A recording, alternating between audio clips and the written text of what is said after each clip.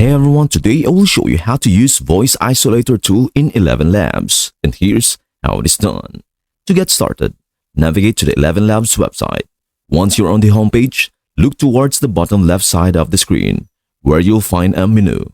From there, select the Audio Tools option.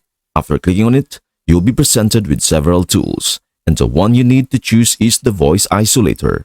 At this point, you have two options. You can either drag and drop a video or audio file into the provided area or upload a file directly from your device.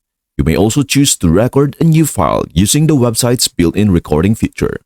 Once you have uploaded or recorded your file, the website will begin processing it. This might take a few moments depending on the size and type of the audio or video.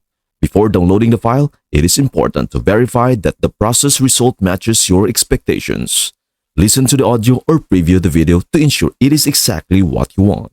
If everything looks good and the output is correct, you can proceed by downloading the file to your device. Make sure to double-check the final result to avoid any mistakes before downloading. And that's everything you need to know about how to use the Voice Isolator tool in Elevenlabs.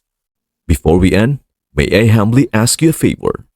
Please do like, share, and subscribe to our channel. This means the world to us. Thank you so much for watching. We hope to see you in our next video.